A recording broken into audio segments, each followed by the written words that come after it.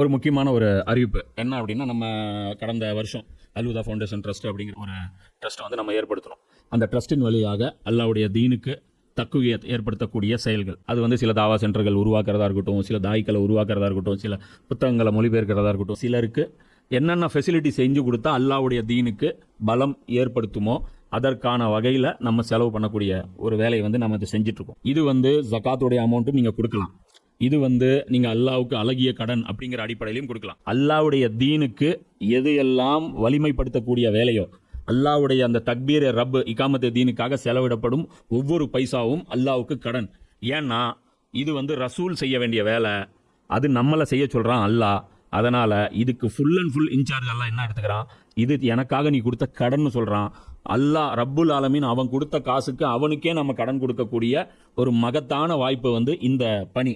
இந்த பணியை வந்து நம்ம செய்கிறோம். இந்த ஒரு பணியை மட்டும்தான் நம்ம செய்கிறோம். அல்லாஹ்வுடைய தீனை சரியான விதத்தில் முஸ்லீம்களுக்கு புரிய வைத்து அதன் மூலமாக அல்லாஹ்வுடைய தீனை வந்து வலுப்படுத்துவது, இந்த ஒரே இலக்குக்காக நாம் வந்து இந்த ஒரு ட்ரஸ்ட் வச்சுருக்கோம். இதுடைய பொருளாதாரம் நிறைய தேவைப்படுது. இப்போ வேலை செய்யத்தான் நமக்கு முதல்ல ஒரு நிலம் மட்டும் வாங்குறதுக்கு, ஒரு பில்டிங் கட்டுறதுக்கான பணி மட்டும் இருந்தால் போதும்னு நினச்சோம். ஆனால் சர்க்கிள் பெருசாக ஆக நிறைய பணம் தேவைப்படுது.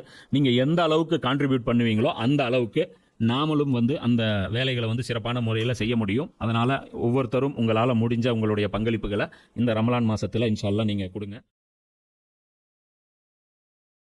அவுஸுபில்லாஹி மினஷ் ஷைத்தானிர் ரஜீம். பிஸ்மில்லாஹிர் ரஹ்மானிர் ரஹீம். இன்னல் ஹம்துலில்லாஹ் நஹ்மதுஹு நஸ்தஈனுஹு நஸ்தக்ஃபிருஹு நுமினு பிஹி வ நதவக்கலு அலைஹி வ நஊஸு பில்லாஹி மின் ஷுரூரி அன்ஃபுஸினா வ மின் ஸய்யிஆத்தி அமாலினா. மை யஹ்திஹில்லாஹு ஃபலா முஸில்ல லஹு வ மை யுضللஹு ஃபலா ஹாதிய லஹு. அஷ்ஹது அன் லா இலாஹ இல்லல்லாஹு வஹ்தஹு லா ஷரீக லஹு வ அஷ்ஹது அன்ன முஹம்மதன் அப்துஹு வ ரசூலுஹு. அம்மா பஅத்.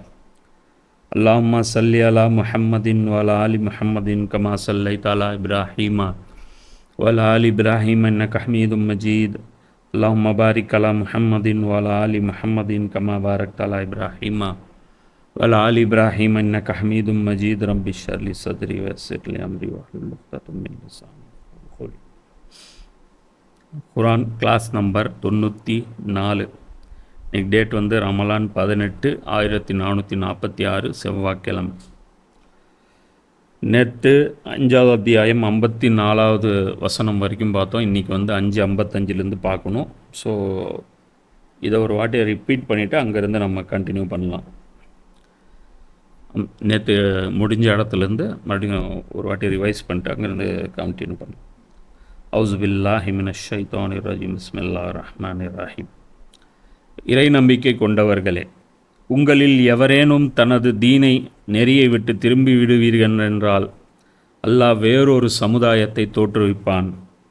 அவர்கள் எத்தகையவர்களாக இருப்பார்களெனில் அல்லாஹ் அவர்களை நேசிப்பான், அவர்களும் அல்லாஹ்வை நேசிப்பார்கள்.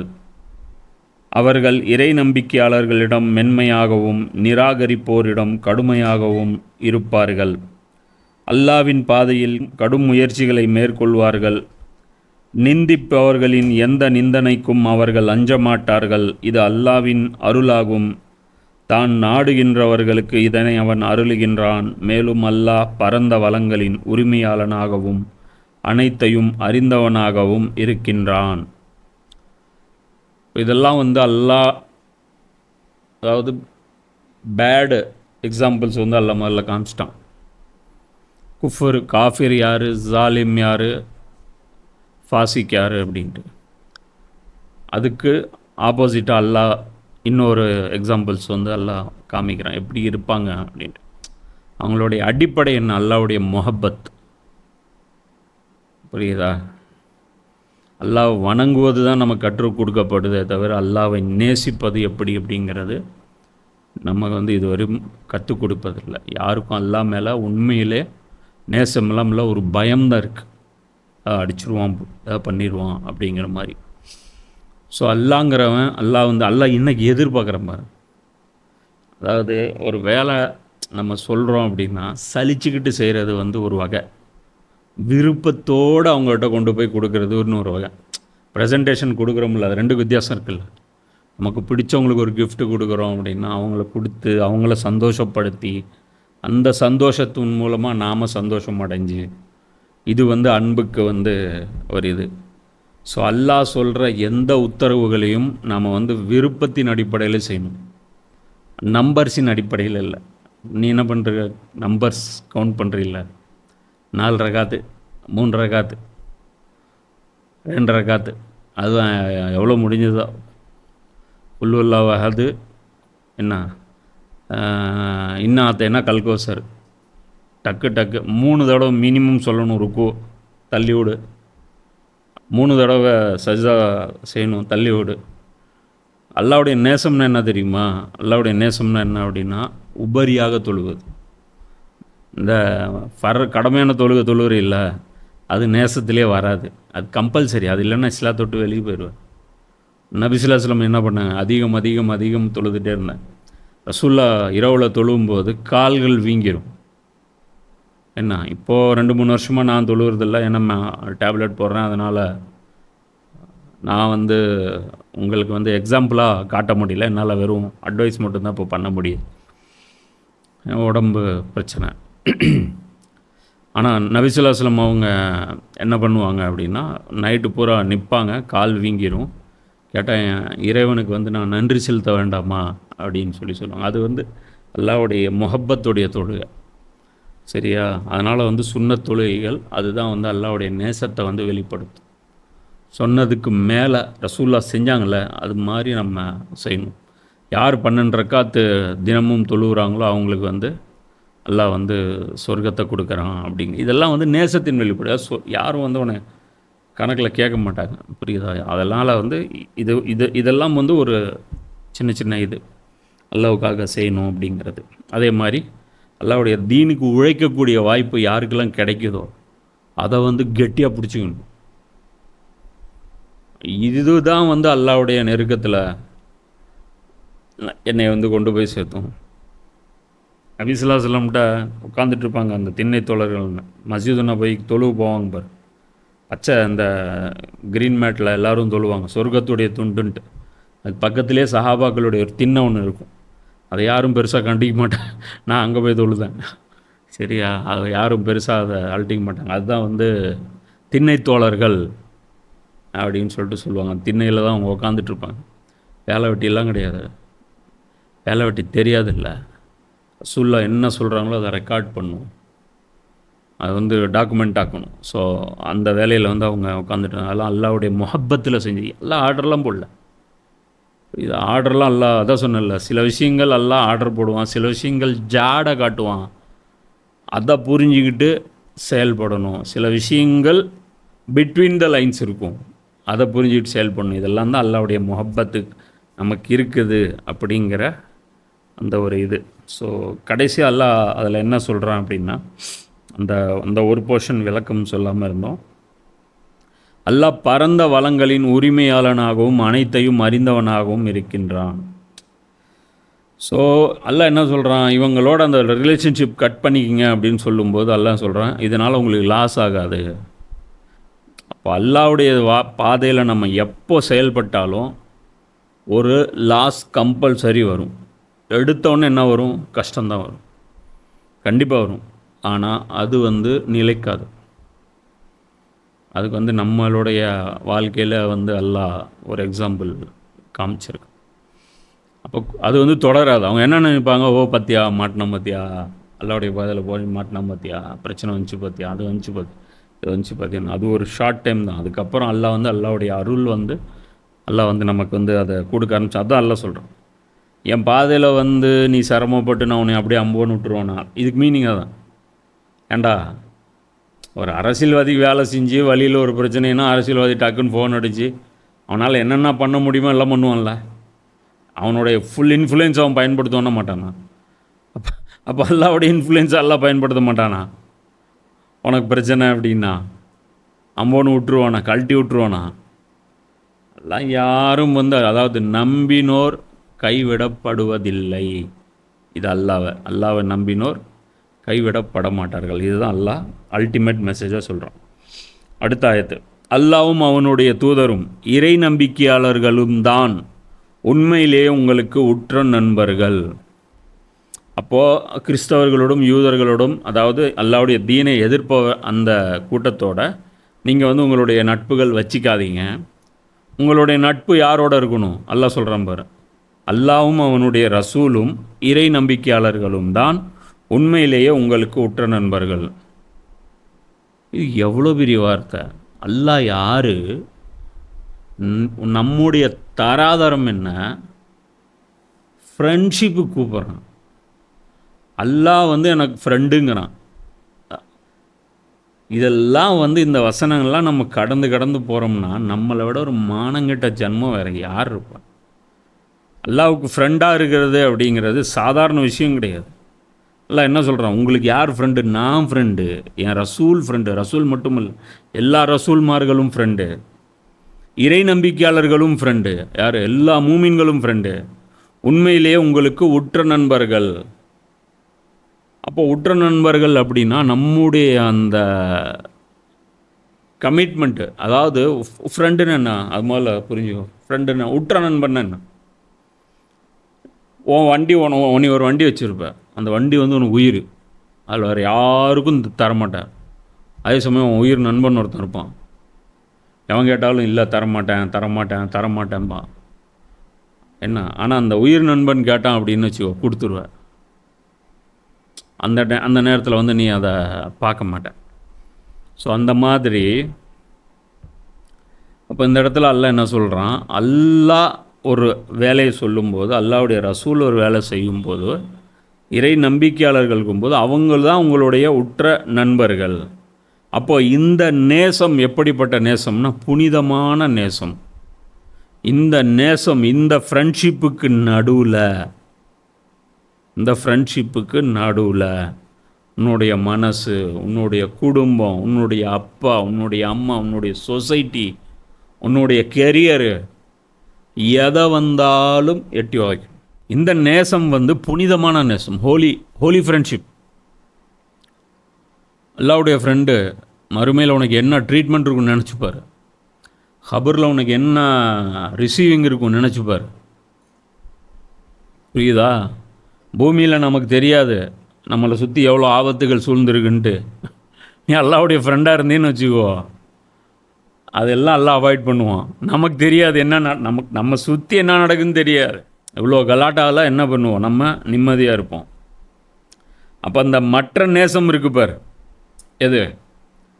அப்பாவை நேசிக்கிறது, பெற்றோர்களை நேசிப்பது, உறவினர்களை நேசிப்பது, மற்ற மக்களை நேசிப்பது, ஏழைகளை நேசிப்பது, பலவீனர்களை நேசிப்பது, மற்ற நண்பர்களை நேசிப்பது, வேறு வேறு ஃபீல்டு சார்ந்த நண்பர்கள், இதெல்லாம் வந்து நம்முடைய உடல் சார்ந்த நேசம். இதெல்லாம் இந்த உடம்பு கொடுத்தது யார்? அம்மா அப்பா. அதோட கனெக்ஷன் உடல் ரீதியானது. புரியுதா? சகோதரன் யார்? அவனும் உடம்புக்கு பக்கத்தில், உன் உடம்பு கூட அவனும் உடம்பு. நீ எந்த வயத்துலேருந்து வெளியே வந்தியோ அந்த வயத்துலேருந்து அவனும் வெளியே வந்தான். இதெல்லாம் உடல் ரீதியான கனெக்ஷன். ஆனால் அல்லாஹ்வுடைய நேசம், அல்லாஹ்வுடைய ரசூலுடைய நேசம், மூமின்களுடைய நேசம்ங்கிறது ரூ சார்ந்தது. உனக்கும் அதே தாட்டு, மூமின்களுக்கும் அதே தாட்டு, ரசூல்லாவுக்கும் அதே தாட்டு. புரியுதா? இது வந்து ஐடியாலஜிக்கல் ஃப்ரெண்ட்ஷிப். இந்த ஃப்ரெண்ட்ஷிப் வந்து எக்காரத்தை கொண்டும் இது வந்து விட்டு கொடுக்க முடியாது. அதனால தான் குவைப் ரலியல்லாஹு இருப்பாங்க, அவங்கள வந்து ரசூலை வந்து ஒரு வேலையை அனுப்புவாங்க. கடைசி அவங்க சிறை பிடிக்கப்பட்டுருவாங்க. அந்த ஒரு கூண்டில் வந்து அவங்கள வச்சுருப்பாங்க. அந்த கூண்டில் இருப்பாங்க, சாப்பாடு போடாமல் வச்சுருப்பாங்க. அப்போது அந்த வீட்டில் இருக்கக்கூடிய அந்த பெண்மணி ஒருத்தவங்க இருப்பாங்க. வீட்டில் இருக்கிற ஆண்கள் தான் சிறை வச்சுருப்பாங்க, பெண்கள் இருப்பாங்க இல்லையா, வீட்டு வேலை செஞ்சுட்டு அது பண்ணிட்டு அந்த ஒரு கூண்டை வந்து அவங்க பார்த்துட்டு இந்த பக்கம் அந்த பக்கம் பார்த்துட்டு போயிட்டுருப்பாங்க. ஒரு நாளைக்கு கத்தி ஒன்று கையில் வச்சுருப்பாங்க. பக்கத்தில் கிட்ட ஒரு குழந்தை அவங்களுக்கு அந்த கூண்டுக்கு பக்கத்தில் போய் அது வேடிக்கை பார்த்துட்ருக்கும். பயப்படுவாங்க, இவர் ஏதாவது பண்ணிடுவாரா அப்படின்ட்டு. அவர் சிரிச்சுட்டே சொல்லுவார், நான்லாம் ஒன்றும் பண்ண மாட்டேன் அப்படின்னு சொல்லிட்டு அவர் அனுப்பிச்சி விட்ருவார். ஆனால் அந்த பெண்மணி பின்னாடி இஸ்லாத்துக்கு வந்ததுக்கப்புறம் சொல்லுவாங்க, அவங்க என்ன சொல்லுவாங்கன்னா, நாங்கள் சாப்பாடே அவங்களுக்கு கொடுக்கல, ஆனால் அவங்க வந்து பார்த்திங்கன்னா திராட்சை வந்து சாப்பிட்டுட்ருப்பாங்க. எங்கள் ஊரில் திராட்சைங்கிறதே கிடையாது. அரபுல எங்கே திராட்சை வந்து அவங்க சாப்பிட்டுட்ருப்பாங்க. அவங்க வந்து அல்லாஹ் வந்து அவங்களுக்கு வந்து உணவளிச்சிட்ருப்பான். ஸோ அவங்கக்கிட்ட லாஸ்ட்டாக வந்து அவங்கள வந்து ஒரு கொல்றதுக்குன்னு ஒரு நாள் வச்சுருப்பாங்க.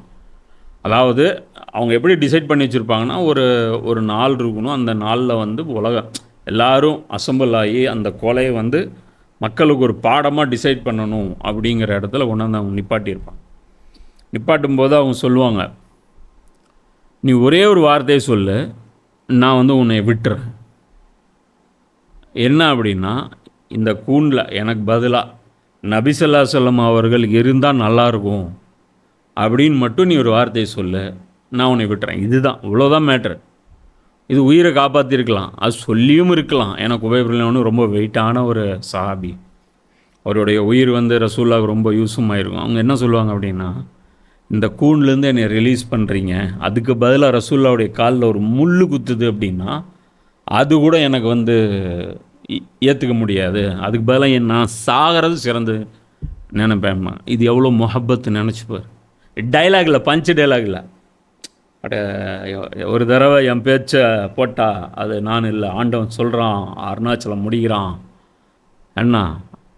அப்புறம் பார்த்தீங்கன்னா கையை கொட்டி நின்றுருப்பாங்க அவங்க. அந்த மாதிரி வந்து அம்மாக்கிட்ட வந்து நாங்கள் வந்து அப்பீஸ்ன்னு கேட்டோம், நாங்கள் வந்து படம் வந்து ரிலீஸ் ஆக மாட்டேங்குது, கர்நாடகாவில் இருக்கக்கூடிய என்னுடைய தோழர்கள்லாம் உங்கள் மனசு புண்பட்டுருச்சுன்னா இது பண்ணுங்க, பாகுபலி வந்து ரிலீஸ் ஆகணுன்னா சத்யராஜ் மன்னிப்பு கேட்டார். அந்த மாதிரி பஞ்சு டைலாக் கிடையாது இது. என்ன இதெல்லாம் வந்து உயிர் கொடுத்துட்டாங்க அதுக்கப்புறம், புரியுதா? அப்போது இந்த நேசம் வந்து ரொம்ப ஸ்ட்ராங்கான நேசம் இருக்குது. இங்கே உட்காந்துட்டு இருப்போம் ரசூல்லாவை நேசிப்போம், இங்கே உட்காந்துட்டு இருப்போம் அபூபக்கரை நேசிப்போம். இந்த உமர் சீரிஸ் பார்க்கும்போது நீ கீழே கமெண்ட்ஸ்லாம் பாரு, இதுதான் போட்டிருப்பாங்க, கண்ணிலேருந்து தண்ணி வர்றது அதே தான் போட்டிருப்பாங்க, புரியுதா? அந்த நேசம் வந்து ஆட்டோமேட்டிக்காக வரும் தீனுக்கு, அது வந்து தீனுடைய நேசம், புரியுதா? இந்த நேசம் வந்து அந்த மூமீன்களோட நேசம் இருக்கும். இது வந்து பார்த்திங்கன்னா குளோபலாக இருக்கும். தமிழ்நாட்டு முஸ்லீம் பார்த்தோ இது பார்த்தோ இல்லை, அல்லாவுடைய மிஷனுக்கு யாரெல்லாம் கான்ட்ரிபியூட் பண்ணுறாங்களோ அவங்க வந்து தமிழ்நாட்டில் இருக்கலாம், அவங்க வந்து யூபியில் இருக்கலாம், அவங்க பீகாரில் இருக்கலாம், அவங்க இங்கே இருக்கலாம், அவங்க அங்கே இருக்கலாம், என்ன இன்னும் வேறு வெளிநாடுகளில் இருக்கலாம். ஆனால் நமக்கு செய்தி வரும், இப்படி ஒருத்தர் அல்லாவுக்காக அல்லாவுடைய தீனுக்காக உழைச்சிட்ருக்கார், இவர் ஒரு ஆலிமு உழைச்சிட்ருக்காருன்னா அவர் மேலே அவ்வளோ முஹப்பத் வரும், அவர் மேலே அவ்வளோ பாசம் வரும். ஏன்னா இந்த வேலை யாரும் செய்ய மாட்டேங்கிறாங்க, இவர் செய்கிறாரு.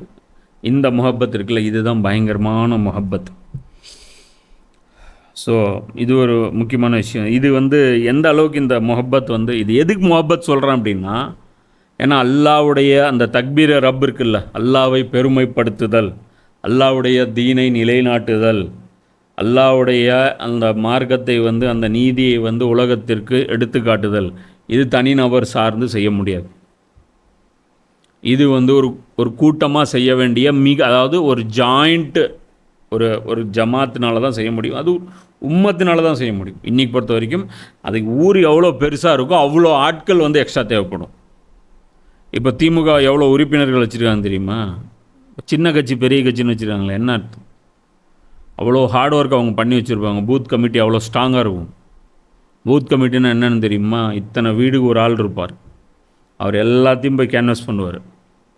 அந்த கேன்வாஸிங்கில் தான் ஸ்டாலின் ஜெயிப்பார். மற்றபடி வந்து நீ டிவியில் ஆடு கொடுக்குறது அதெல்லாம் வந்து சும்மா, அது ஒரு ஷோ, புரியுதா? சோலாரில் மீட்டிங் போடுவாங்க, இந்த பஸ் ஸ்டாண்ட் இருக்குல்ல, சோலாரில் பஸ் ஸ்டாண்டில் அங்கே மீட்டிங் போடுவாங்க. எத்தனை பேர் போய் உட்காந்து கேட்பான்? ஈரோடுக்கு ஒரு மீட்டிங் தான் வருவார் முதலமைச்சர்லாம். எத்தனை பேர் உட்காந்து தெருவெல்லாம் வரமாட்டாங்க, ஏதோ இடைத்தேர்தலில் வேணால் வருவாங்க. எல்லா தெருவுலையும் தமிழ்நாடு பூரா தேர்தல் இருக்குது அப்படிங்கும்போது அவ்வளோ ஏரியாக்களில் போய் அவங்க பேசுவாங்க. ஆனால் இங்கே யார் ஒர்க் பண்ணுவாங்கன்னா இந்த பூத் கமிட்டி ஒர்க் பண்ணுவோம். அந்த பூத் கமிட்டிக்கு வந்து அவங்க இன்னொருத்தருக்கு ரிப்போர்ட் பண்ணுவாங்க, அவங்க இன்னொருத்தருக்கு ரிப்போர்ட் அது மாதிரி பார்த்திங்கன்னா அந்த நெட்வொர்க் வந்து அவ்வளோ ஸ்ட்ராங்காக இருக்கும். அது மாதிரி அல்லாவுடைய தீனை வந்து மக்கள் மத்தியில் கொண்டு போய் சேர்க்கணும், புரியுதா? தக்பீர ரப் அல்லாவை புகழ வைக்கணும் அப்படின்னா இது வந்து அவ்வளோ பெரிய நெட்வொர்க் வந்து இதுக்கு தேவை. இதுக்கு மெயின் விஷயம் என்ன அப்படின்னா, இந்த வேலை செய்கிறவன் ஒருத்தனோட ஒருத்தன் அடிச்சுக்கூடாது. அடிச்சுக்கிட்டே என்ன ஆகும்? வேலை ஸ்பாயில் ஆகிரும். அதனால் சஹாபாக்களுக்கு உள்ளே இருக்கக்கூடிய இந்த உள் விவகாரம் இருக்குது பாரு, அதெல்லாம் தூக்கி வச்சுட்டு வேலைன்னு பார்த்தா வேலைன்னு இருந்தால் ஒன்றா போயிடுவாங்க. இப்போ திடீர்னு உனக்கு இவனுக்கு ஆகிறது இல்லைன்னு வச்சுக்கோ, ஒரு வேலைக்கு அனுப்பும்போது எனக்கு வேற ஒரு ஆள் அனுப்புங்க, இவரோட அனுப்பாதீங்க. ஆனால் என்ன, நம்ம கணக்கு என்னவாக இருக்கும், நீங்கள் 2 பேர் தான் கரெக்டாக இருக்கும் அப்படின்னு அந்த வேலைக்கு நாம் முடிவு பண்ணுவோம். இவன் சொதப்பிட்டா அவன் சரி பண்ணுவான் அப்படின்ட்டு. நீ உனக்கு கம்ஃபர்ட்டான ஆள் கூப்பிட்டு போவ, ஆனால் வேலை சொதப்பிடும். அந்த இடத்துல போகும்போது என்ன மனநிலையில் நீ போவ? பக்கத்தில் இருக்கிற நாள் கணக்கு ட்ராவல், அது மாத கணக்கு ட்ராவல். சஹாபாக்கள் காலத்தில் நமக்கு பிடிக்காத ஒரு ஆள் கூட ஒரு வேலைக்கு அனுப்பி கூட போயிட்டாங்க. எப்படி இருக்கும்? சாப்பாடு ஷேரிங் எப்படி இருக்கும்? பெட்டு ஷேரிங் எப்படி இருக்கும்? புரியுதா? வண்டி ஷேரிங் எப்படி இருக்கும்? அவன் மூஞ்சி பார்த்தா சிரிப்பியாக வாழ்வ, திருப்பிக்குவியா? என்ன பேசுவ? எவ்வளோ ஒத்துழைப்பு கொடுப்ப? இதெல்லாம் தான் சொல்கிறல. டைலாக் வேணா அடிச்சிடலாம்.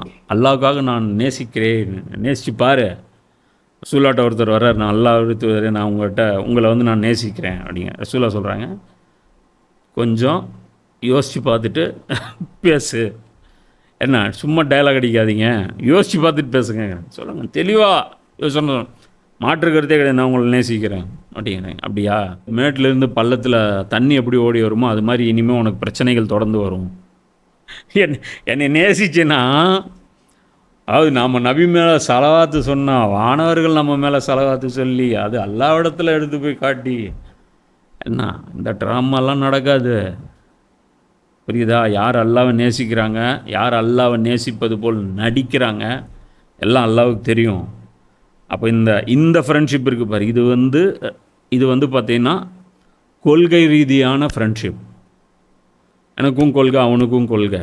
இப்போது சில இடங்கள் இருக்குது, அந்த இடத்துல நான் செத்தா நல்லது, அவன் இன்னொருத்தன் வாழ்ந்தான் நல்லதுன்னு இருக்கும். ஏன்னா இவன் வெயிட்டு கை ஒரு ஆள் இருக்கும், இந்த இடத்துல வருது, அதாவது அவனுக்கு ஒரு அம்பு வருது அப்படின்னா இந்த இடத்துல போய் அவங்க போய் வாங்கிக்குவாங்க. ஏன்னா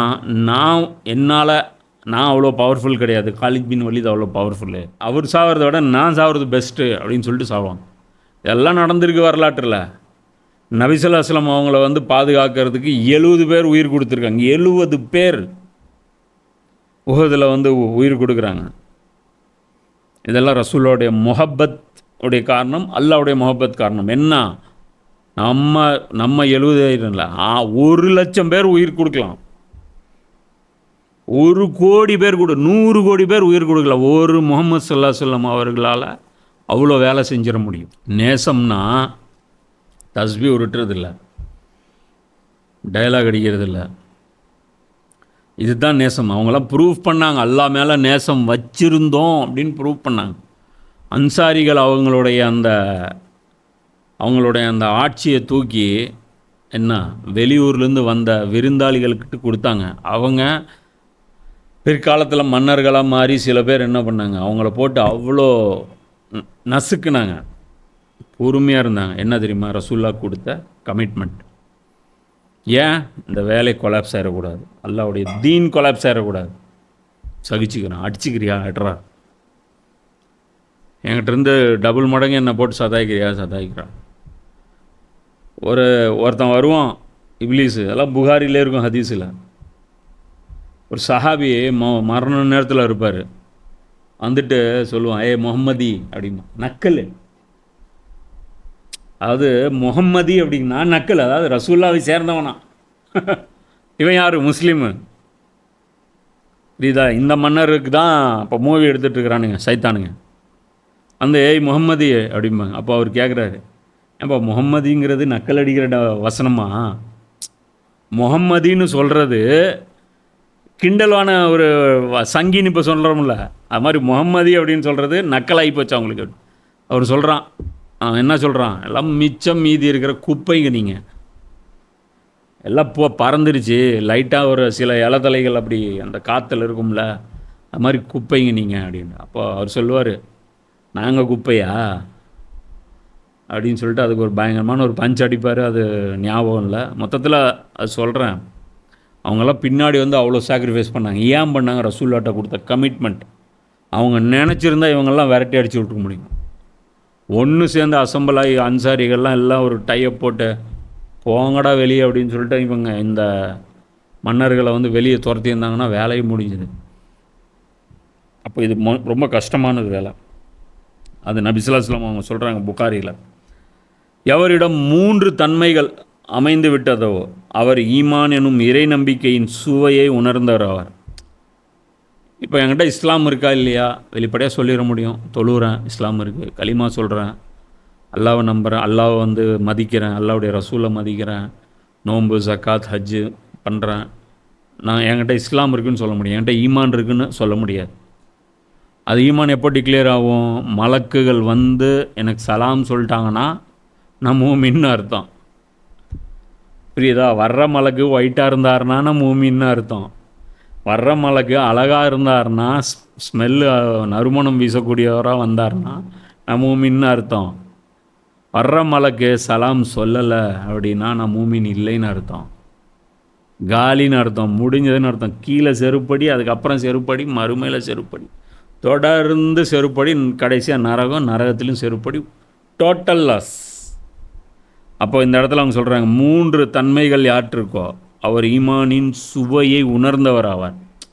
ஈமான் இருக்குன்னு நீங்களே ஜட்ஜ் பண்ணலாம். இந்த 3 கெப்பாசிட்டி, இந்த 3 டெஸ்ட் எடுத்து பாருங்கள். Urine test, blood test, CT scan, இந்த மாதிரி இருக்குல்ல, இந்த 3 ஸ்கேன் இருக்குது, எடுத்து பாருங்கள். சொல்கிறாங்க, என்ன சொல்கிறாங்க அப்படின்னா, அல்லாவுக்கும் அவனுடைய தூதருக்கும், அல்லாவும் அவனுடைய தூதரும் ஒருவருக்கு மற்ற அனைத்தையும் விட நேசத்துக்குரியவர் ஆகுது. எது வேணாலும் நான் இழந்துருவேன், ஆனால் அல்லாவுடைய உத்தரவுக்கு மாற்றமாக நான் என் வாழ்க்கையில் எந்த செயலும் இருக்காது. நம்ம கூட இருக்கிறவங்களும் நம்மகிட்ட சொல்ல முடியாது, நீ அல்லாவுக்கு மாற்றமாக இது செய்கிற, நீ அல்லாவுக்கு மாற்றமாக இது பண்ணுறன்ட்டு. நம்ம கூட இருக்கிறவங்களே புரிஞ்சுக்குவாங்க, ஆமாம் இவன் அல்லாவுக்கு மாற்றமாக எதையும் செய்ய மாட்டான், இவங்ககிட்ட ஒரு அப்ளிகேஷன் கொண்டு போகிறதே வேஸ்ட்டு அப்படிங்கிற மாதிரி. ஸோ அதில் புரிஞ்சுக்கலாம். இது ஒன்று. ஒருவர் மற்றொருவரை அல்லாவுக்காகவே நேசிப்பது. இன்னொருத்தரை நேசிக்கிறான், சுத்தமாக அவனை பிடிக்கல, அவன் ட்ரெஸ்ஸு பிடிக்கல, அவன் பேச்சு பிடிக்கல, அவன் பாட்டுக்கு, ஏன்னா சைக்காலஜி வேறு மாதிரி இருக்கும். நம்ம ஒரு டைமில் நம்ம ஒரு சூழலில் வளர்ந்துருப்போம், அவன் வேற ஒரு சூழலில் வளர்ந்துருப்பான். ஆனால் கொண்டாந்து ஜாயின் பண்ணி விட்டாங்க இந்த வேலை செய்ய சொல்லி. இப்போ என்ன ஆகுறது? அவங்க கூட சேர்ந்து இருக்கணும். அதில் வந்து வேறு எந்த சென்டிமெண்ட்டும், அதாவது அவன் கேரக்டர் நமக்கு பிடிக்கல. ஃப்ரெண்டுனா யார்? நம்ம கேரக்டருக்கு தோதா யார் இருக்கானோ அவனை தான் நம்ம செலக்ட் பண்ணுவோம். இது வந்து நார்மல் ஃப்ரெண்ட்ஷிப்பு. அல்லாவுக்காக ஃப்ரெண்ட்ஷிப்பு அப்படின்னா நம்ம கேரக்டர் அவன் கேரக்டர் பிடிக்காது. நம்ம ஒன்று சாப்பிடுவோம், நம்ம ஒரு கணக்கில் சாப்பிடுவோம், இதெல்லாம் மனுஷன் சாப்பிடுவானா அப்படிம்பா அவன். ஆனால் அவன் கூட சேர்ந்து சுற்றுவோம், அவன் திட்டுவான் நம்மளை. புரியுதா? உதாரணத்துக்கு மூசா அலைஹிஸ்ஸலாம் இருக்கும்போது ஹிதர் அலைஹிஸ்ஸலாம் கூட போனாங்களே, போகும்போதெல்லாம் என்ன பண்ணிருந்தாங்க, நீ வேலைக்கு ஆக மாட்டீங்க, அவங்க மூஞ்சை பார்த்தாலே சரியில்லை. யார்? ஹிதர் அலைஹிஸ்ஸலாம் சொல்கிற, உன் மூஞ்சை பார்த்தாலே சரியில்லை, நீ எங்கே என் கூட இருக்க போகிற அப்படிங்கிறாங்க. ஆனால் சகிச்சுட்டு போகிறாரியா? அல்லாவுக்காக சகிச்சுட்டு போகிறார். இது மாதிரி ஆட்களோடு சேர்றது, இது வந்து ஜமாத்து. ஒரு சர்க்கிள் இருக்கும்போது இந்த சர்க்கிளுக்குள்ளே இந்த மாதிரியான ஒரு ஃப்ரெண்ட்ஷிப்பு. அப்போ அது அல்லாஹ் சொல்கிறான், ஒருவர் மற்றொருவரை அல்லாவுக்காகவே நேசிப்பது. இப்போ க்ரைட்டேரியா என்ன? அல்லாவுக்காக நேசிப்பது. அது எப்படி அல்லாவுக்காக நேசிப்பது? இதுதான், இவர் அல்லாவுடைய தீனுடைய வேலை செய்கிறாரு, இவரை போய் பார்ப்போம், இவரோட நேசம் கொள்வோம், இவருக்கு உதவி செய்வோம், இவர்கிட்ட போய் நம்ம கேட்போம், இவருக்கு ஏதாவது தேவையான்னு கேட்போம், நம்மளால் ஏதாவது பண்ண முடியுமான்னு பார்ப்போம். புரியுதா? அவரை பார்த்தா ஒரு மகிழ்ச்சி ஏற்படும். புரியுதா? இதெல்லாம் வந்து அதுதான் அல்லாஹ் சொல்கிறேன். அடுத்தது, யூடியூப் பார்த்துட்டு இருக்கக்கூடிய சகோதர சகோதரிகள் எல்லாருக்கும் ஒரு கோரிக்கை வந்து நம்ம வைக்கிறோம். இதனால் நான் கேட்டது கிடையாது. சப்ஸ்கிரைப் பண்ணுங்கள், ஷேர் பண்ணுங்கள், லைக் பண்ணுங்கள், கமெண்ட் பண்ணுங்கள், இதெல்லாம் எதுவுமே நம்ம வந்து சொன்னது கிடையாது. ஆனால் என்ன நடக்குது அப்படின்னு பார்த்தா, எதில் அதிகமான கமெண்ட்ஸ் வருதோ, அதாவது அந்த லைக் பட்டன் இதெல்லாம் எதில் அதிகமாக ப்ரெஸ் பண்ணப்படுதோ, ஸோ அதில் அந்த வீடியோஸ் எல்லாமே வந்து பார்த்தீங்கன்னா யூடியூப் வந்து சஜஷனில் வந்து கொடுத்துட்ருக்கோம், அதிகமாக அது பரப்பும். அதே மாதிரி விளம்பரம் வந்து இப்போ ஆட் பண்ணியிருக்கோம். ஏன் பண்ணியிருக்கோம் அப்படின்னா, விளம்பரம் இல்லாத வீடியோக்களை யூடியூப் ப்ரமோட் பண்ணுறது கிடையாது. ஏன்னா அவங்களுக்கு தேவை விளம்பரத்தின் மூலமாக வர காசு. நம்ம விளம்பரத்தை லாக் பண்ணி வச்சிட்டோம். ஸோ அதனால் வந்து அவங்க என்ன பண்ணுறாங்க, டோட்டலாக நம்முடைய சப்ஸ்கிரைபர்களுக்கு நோட்டிஃபிகேஷன் கூட போகிறதில்ல. கண்டிப்பாக சப்ஸ்கிரைப் பண்ணுங்கள், பெல் பட்டன் அமுத்துங்க. அதே மாதிரி லைக் வந்து எல்லாரும் அமுத்துங்க. 5000 வியூஸ் இருக்குன்னா 5000 லைக் எல்லாரும் ஒரு பட்டன் ப்ரெஸ் பண்ணிட்டு போங்க. அதே மாதிரி கமெண்ட் மினிமம் ஒரு வீடியோக்கு ஒரு 1000 கமெண்ட்டாக திட்ட கூட செய்யுங்க, ஒன்றும் பிரச்சனை இல்லை. அல்ஹம்துலில்லாஹ் சொல்லுங்கள், ஏதோ ஒன்று சொல்லுங்கள், சரியா? சும்மா ஹாய் அஸ்ஸலாமு அலைக்கும் ஏதோ ஒவ்வொருத்தரும் இதை கமெண்ட் பண்ணுங்க. இது மாதிரி பண்ணுற பட்சத்தில் மட்டும்தான் இந்த வீடியோஸ் வந்து மக்கள் மத்தியில் ஸ்ப்ரெட் ஆகும். ஸோ கம்மியாக வியூ போகிறதுக்கு காரணம் வந்து இப்போ யூடியூபுடைய அல்காரிதம் வந்து ரொம்ப மோசமாக கேட்டோம். இந்த சேனலுக்கு நீங்கள் செய்யக்கூடிய ஒரு உபகாரமாக இருக்கும், இது அல்லாஹ்வுடைய தீனுக்கு நீங்கள் செய்யக்கூடிய ஒரு வேலையாக இருக்கும். 3வது, குஃப்ரில் இருந்து அல்லாஹ் அவரை விடுவித்த பின். இப்போ இந்த மாதிரி அல்லாவுடைய மிஷனுக்கு வேலை செய்கிறாங்க, அல்லாவுடைய தீனுக்கு வேலை செய்கிறாங்கன்னா குஃபர்லேருந்து அவங்க வெளியே போயிருப்பாங்க. நான் சொன்னல அந்த காஃபிர்கள், ஃபாசிக்கள், ஜாலிம்கள், அந்த கேட்டகரியில் அல்லாவுடைய சட்டங்களை தூக்கி போடுபவர்கள் காஃபிர்கள். அந்த குஃபர்லேருந்து இவங்க வெளியே வந்திருப்பாங்க. டோட்டலாக அது தப்புன்னு விளங்கி வச்சுருப்பாங்க. அதுக்கு வந்துட்டு அதுக்கப்புறம் அவங்க சொல்லுவாங்க, நெருப்பில் வீசப்படுவதை வெறுப்பது போன்று இறைமறுப்புக்கு திரும்பி செல்வதை வெறுப்பது என்று இறைத்தூதர் ஸல்லல்லாஹு அலைஹி வஸல்லம் அவர்கள் சொன்னார்கள். திடீர்னு என்ன பண்ணுவாங்க,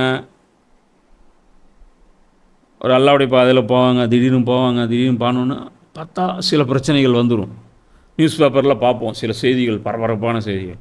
இன்னும் இந்த மாதிரி இருந்துச்சு, அப்படியா நாளையிலேருந்து என்ன பண்ணணும், நம்ம வேறு ரூட் எடுக்கணும், சேஃப் ஜோனுக்கு போயிடலாம். என்ன இங்கே வந்து எந்த கட்சியில் சேர்ந்தா சேஃப் ஜோனோ அதில் போய் சேர்ந்தாலாம். அந்த என்ன கட்சி, குஃபருடைய கட்சி. சேர்ந்துட்டு என்ன பண்ணுவாங்க, நாளையிலேருந்து அவங்களுடைய பேச்சு வேறு மாதிரி இருக்கும். கேட்டால் ஹிக்மத்தும் பானுங்க, அது ஒன்றும் ஸ்ட்ராட்டஜியும் பானுங்க. நாங்கள் வந்து இப்படி ஒரு இது வச்சுருப்போங்க, அல்லாவுடைய ரசூல் சொல்கிறாங்க, அதுக்கு நெருப்பில் போய் உழுவுறது கூட சரின்னு நினச்சிக்குவாங்க, அது அந்த கருமத்தில் போய் சேர மாட்டாங்க. ரசூலா சொல்கிறாங்க, ஹிஸ்புல்லாவில் தான் இருப்பாங்க, ஹிஸ்புல் ஷைத்தானில் போக மாட்டாங்க. என்ன அப்படின்னா அப்படி பேலன்ஸ் பண்ணுறாங்களாம். அவங்க பேலன்ஸ் பண்ணாங்க, நயவஞ்சர்கள் அது மாதிரி பேலன்ஸ் பண்ணுறாங்களா. என்ன பண்ணுறது, நான் இப்படி இருக்குது, இவனே செய்யலை அவனே செய்யலை, எவன் செய்யலைனாலும் நான் செய்வேன்டா, அதான்டா பிரச்சனை. அதுதான் அல்லாவுடைய நேசம். அப்போது இது வந்து மூமினுடைய அந்த ஈமானுடைய டேஸ்ட்.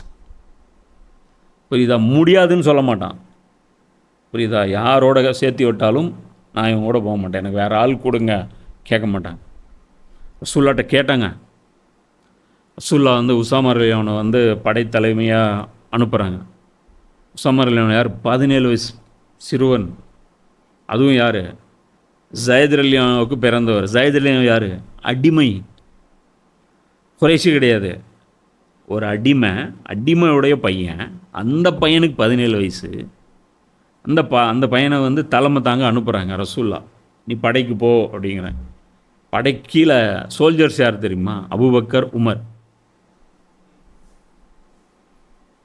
உமர்லேயும் சொல்கிறாங்க, இது வந்து ரசூல்லாவுடைய தவறான டிசிஷன். இது என்ன கணக்கு இருக்குது, இவருடைய எக்ஸ்பீரியன்ஸ் என்ன, இவருடைய அந்தஸ்து என்ன. இப்போ போருக்கு வந்து ஒருத்தர் தலைவராக போகிறதுனா மீனிங் என்ன தெரியுமா, போயிட்டு வர்ற வரைக்கும் அவர் எல்லா தொழுகையும் அவர் தான் இமாமத் பண்ணுவார். அபூபக்கர் பின்னாடி நின்று தொழுவணும், முன்னாடி நிற்க முடியாது. லீடர்னா லீடரு. அபூபக்கர்லையும் அமைதியாக இருக்கார். உமரை பார்த்து சொல்கிறாரு, அம்மனு இருங்க, ஏங்க அம்மா போகலாங்க அப்படிங்கிறார். உமர்லையுங்கிறார், நாட்டவே மாட்டேன், அல்லாவுடைய ரசூலோட பேசியே தீருவேன் அப்படிங்கிறார். போய் நேராக போய் பேசணும். அது பாரு கோவம் ரசூலுல்லாஹ். என்ன நினச்சிட்டு இருக்கிறீங்க கேட்குறாங்க, என்ன நினச்சிட்டு இருக்கிறீங்க. இதுக்கு முன்னாடி உங்கள் அப்பாவை அனுப்பும்போது அதே மாதிரி தான் பிரச்சனை பண்ணீங்க. இப்போ ஏன்னா அவர் அடிமை, எப்படிங்க ஒரு அடிமையை போய் லீடராக போட்டு அவருக்கு கீழே எங்களை குறைசில அனுப்புகிறீங்க. அவர் அடிமை டிசைட் பண்ணுவார், மணி 6 ஆகிப்போச்சு எல்லோரும் கேம்ப் போடுங்க அப்படின்னு. இல்லைங்க கொஞ்சம் தூரம் நடக்கலாம், நான் சொல்கிறேன்ல கேம்ப் போடு. தெரியுமா, இது மாதிரி நடந்துச்சு, கொஞ்சம் கற்பனை பண்ணி பாருங்கள் சீனை. ஓ கேம்ப் போடுன்னு சொல்கிறேன்ல, போடு, போதும் நடந்தது அவ்வளோதான், 6 மணி நிறுத்து. காலையில் 4 மணிக்கு எழுப்பி விட்டுறலாம், 2 மணிக்கு கூட எழுப்பி விடுவாங்க, கிளம்பலாம் அப்படிமே. இருங்க சுபு தொழுதுட்டு போகலாம், அங்கே போய் சுபு தொழலாம், கிளம்பலாம் வாங்க. என்னங்க இவர் யார் பேச்சும் கேட்க மாட்டார், தேவையில்லை தலைவர். ரசூல்லா சொல்கிறாங்க, யார் என்னுடைய தலைவர், யார் வந்து என்னால் நியமிக்கப்பட்ட அமீருக்கு கட்டுப்பட்டாரோ எனக்கு கட்டுப்பட்டார், யார் எனக்கு கட்டுப்பட்டாரோ அவர் அல்லாஹ் கட்டுப்பட்டார். கனெக்ஷன் பார்த்தியா, மூமினுடைய தலைவர் ரசூலுடைய இறைவன் அல்லாஹ். இந்த 3, அதாவது இவங்களை நேசிக்கணும். எப்படி பார்த்தியா. அபூபக்கர் சைலண்ட்டாக இருக்கார். சொல்லுங்கள் என்ன பண்ணலாங்க, கேம்பா ஓகே போட்டுக்கலாம். அது தப்பாக இருந்துச்சுன்னா ஒரு மசூரா சொல்லலாம், கொஞ்சம் யோசிச்சு பார்க்குறீங்களா பாருங்கள். இல்லை ஃபைனல், இதுதான் ஃபைனல், அப்படி முடிஞ்சு போச்சு, ஃபைனல் அதுதான், அதுக்கு மேலே பேசக்கூடாது. புரியுதா, என்ன சாப்பிட்ணும், எப்படி இருக்கணும், உனக்கு எவ்வளோ குப்பை எக்ஸ்பீரியன்ஸ் இருக்கட்டும், நீண்ட எக்ஸ்பீரியன்ஸ் இருக்கட்டும், இவர் கற்றுக்குட்டியாகவே இருக்கட்டும், இவர் சொல்கிறது தான் கேட்கணும், இப்படிலாம் சகிச்சுக்கணும். இந்த ஜமாத்தில் சும்மா இல்லை சொல்கிறாங்க ரசூல்லா, இதுக்கு என்ன வெயிட்டு அப்படின்னு. இன்னும் சில விஷயங்கள் இருக்குது, இது சாதாரண மேட்டர் இல்லை. நபிகள் ஸல்லல்லாஹு அலைஹி வஸல்லம் அவர்கள் கூறினார்கள், அல்லாஹ் மறுமை நாளில் கூப்பிடுவான், எனக்காக நேசம் வைத்து கொண்டவர்கள் எங்கே?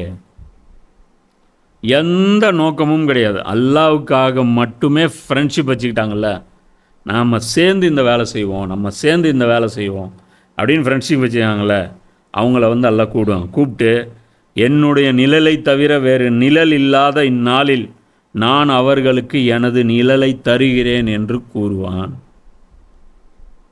இப்போ அரிசிக்கீழ நில்ல, உனக்கு வேறு யாரும் கிடையாது. ஏன், என்ன மேட்ரு? நீ எனக்காக ஃப்ரெண்ட்ஷிப் வச்சுக்கிட்ட, யாரோட? மற்ற ஆட்களோட. அது அல்லாஹ்வுக்கு தெரியும். பல்ல கடிச்சிட்டு எப்படி இவங்க அந்த கோபத்தை மென்று விழுங்குவார்கள், மன்னிப்பார். அது அல்லாஹ் சொல்கிறான்ல, முன்னாடி அந்த பண்புகள்லாம் வந்துச்சு இல்லை, மூமின்கள் விஷயத்தில் ஃப்ளெக்சிபிளாக இருப்பாங்க, குஃப்ருடைய விஷயத்தில் ரொம்ப ரிஜிடாக இருப்பாங்க. அவங்கக்கிட்ட வந்து கொள்கையை பற்றிலாம் பேச முடியாது. என் கொள்கை நீ ஏற்றுக்கிறதா இருந்தால் ஏதாவது பேசலாம், உன் கொள்கை என் மேலே திணிக்கிறதா இருந்தால் நோ பேச. இதே மாதிரி இன்னொரு ஹதீஸ், அல்லாஹ்வின் அடியார்களில் சிலர் இருக்கிறார்கள். இது முஸ்லீமில் 4655. இது முன்னாடி பேசுனது புகாரியில் 21. சரி, அந்த 2 ஹதீஸ். இது வந்து முஸ்லீமில் 4655. அடுத்தது அபூதாவுதில் 3060வது ஹதீஸ். இது கொஞ்சம் பெரிய ஹதீஸ். அல்லாஹ்வின் அடியார்களில் சிலர் இருக்கிறார்கள், சில பேர் இருக்காங்க. அவர்கள் நபிமார்களும் அல்ல. அவங்க யார்? நபிமார்கள் கிடையாது. இறைவனின் பாதையில் உயிர் நீத்தரும் சுஹதாக்களும் கிடையாது. அல்லாஹ்வுடைய பாதையில் உயிர் கொடுத்தவங்களும் கிடையாது. இவர்களுக்கு அல்லாஹ்விடத்தில் கிடைக்கும் அந்தஸ்தை பார்த்து நபிமார்களும் தியாகிகளும் பொறாமைப்படுவார்கள் என்று நபி ஸல்லல்லாஹு அலைஹி வஸல்லம் அவர்கள் கூறினார்கள். நபிமார்கள் பார்ப்பாங்க, ஆனால் அது புதுசாக ஒரு கேட்டகிரி போட்டு அவங்கள உட்கார வச்சுருக்காங்க. அவங்க அவங்க எப்படி இருப்பாங்கன்னு பின்னாடி அதில் வரும். நபிமார்கள் பொறாமப்படுவாங்க, இந்த உயிரை கொடுத்தாங்களே அல்லாஹ்வுடைய பாதையில் அவங்களும் பொறாமப்படுவாங்க. மக்கள் அவர்கள் யார் என எங்களுக்கு கூறுங்கள் என்று அல்லாஹ்வின் தூதரே என்று கேட்டார்கள். அதற்கு நபி ஸல்லல்லாஹு அலைஹி வஸல்லம் அவர்கள், தங்களுக்கிடையே இரத்த உறவிற்காகவோ கொடுத்து வாங்கி கொள்ளும் செல்வங்களுக்காகவோ அல்லாமல், நான் சொன்னல இந்த இரத்த பந்தம். சில சிச்சா பையன் மாமா பையன் ரொம்ப பெட்டாக இருப்பான், இப்போ இருக்கானா லட்டு ஆகணும், அப்படியே உயிர், என் உயிர் தோழன், நீ இந்த வீட்டில் பிறக்காமல் அவன் அந்த வீட்டில் பிறக்காமல் இருந்துன்னு வச்சுக்கோ, பயங்கரமான ரைவல்ரியாக இருக்கும். ஃப்ரெண்டாக இருக்க மாட்டாங்க, எனிமியாக இருப்பாங்க. புரியுதா? இது இரத்த உறவு. அதனால் ஏற்பட்ட ஃப்ரெண்ட்ஷிப்போ அல்லது பிஸ்னஸ் ரீதியாகவோ கொடுக்கல் வாங்கலாகவோ, இவங்க நல்லது கெட்டதுக்கு அவங்க போவாங்க, அவங்க நல்லது கெட்டதுக்கு இவங்க வருவாங்க, இந்த பாண்டிங்லாம் கிடையாது. ரசூல் அல்லாஹ் சொல்கிறான், என்ன, கொடுத்து வாங்கி கொள்ளும் செல்வங்களுக்காகவோ அல்லாமல் அல்லாஹ்வுக்காக ஒருவரை ஒருவர் நேசித்து கொண்டவர்கள். மறுபடியும் அதான் புரிஞ்சுக்கணும், அல்லாஹ் மேலே இருக்கான், அவனுக்காக இன்னொருத்தனை, நம்ம பூமியில் இருக்க ஒருத்தனை நேசிக்கணும். இதுக்கு மீனிங் என்ன? இதெல்லாம் யோசிக்கணும். சும்மா கடந்து இந்த ஹதீஸ்லாம் 100 தடவை கேட்டிருப்பீங்க.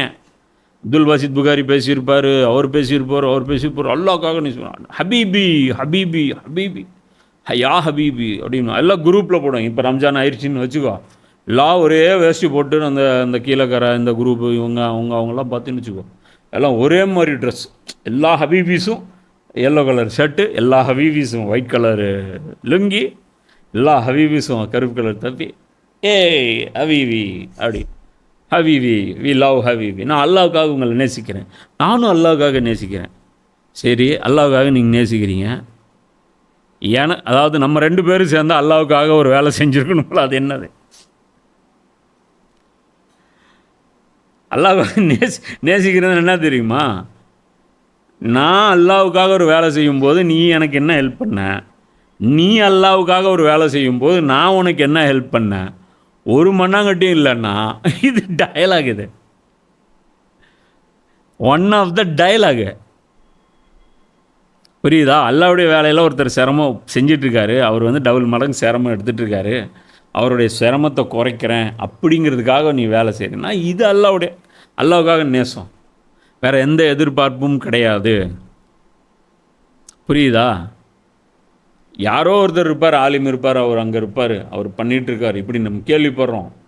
இங்கே இந்த இடத்துல அவர் இது மாதிரி ஒரு வேலை பண்ணிட்டுருக்காரு, ஆனால் அவருக்கு வந்து இந்த மாதிரி இஷ்யூஸ் இருக்குது, இந்த மாதிரி வந்து அவர் வந்து ஒரு ஒரு ஒரு இதில் இருக்கிறாரு, அவருக்கு திக்கு தெரியாமல் இருக்கார், அவர் லாக் ஆகியிருக்காரு.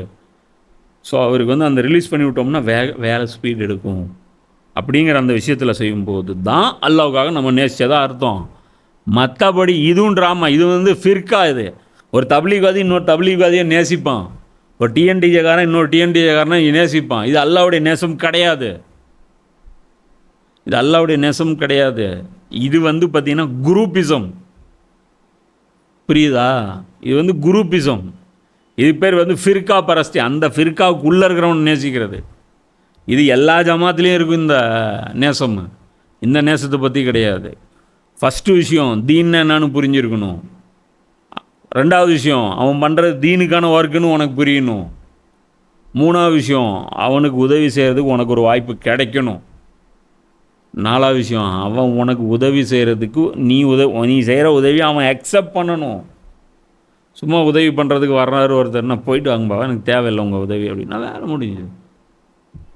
அப்போ இந்த ஹதீஸில் அவங்க சொல்கிறாங்க பாருங்கள், இவங்க வேறு எந்த இதுக்காகவும் இவங்க ஃப்ரெண்ட்ஷிப்பாக ஆகலை. அல்லாவின் மீது சத்தியமாக நிச்சயமாக அவர்களுடைய முகங்கள் ஒளியாக இருக்கும், ஃபேஸ் அப்படியே மின்னும், அவர்கள் ஒளியின் மீது இருப்பார்கள். ஒரு லைட் சேர் இருக்கும், அந்த லைட்டு சேரில் போட்டு அல்லாஹ் அவங்கள உட்கார வச்சுருப்பான். நபிமார்கள் கன்ஃபியூஸ் ஆகிட்டு இருப்பாங்க. இவங்க மூஞ்செல்லாம் பார்த்தா நபிமார்கள் மாதிரி இல்லை, இவங்க வந்து சுஹதாக்களும் இல்லை, சுஹதாக்கள் வேறு இடத்துல இருப்பாங்க. அப்போ அவங்க அல்லாஹ் சொல்கிறான், அவங்க ஒளியினால் ஒரு மேடை அமைச்சு அந்த மேடையில் உங்களை உட்கார வச்சுருப்பாங்க. என்ன பண்ணாங்க அவங்கன்னா இதுதான் வேலை.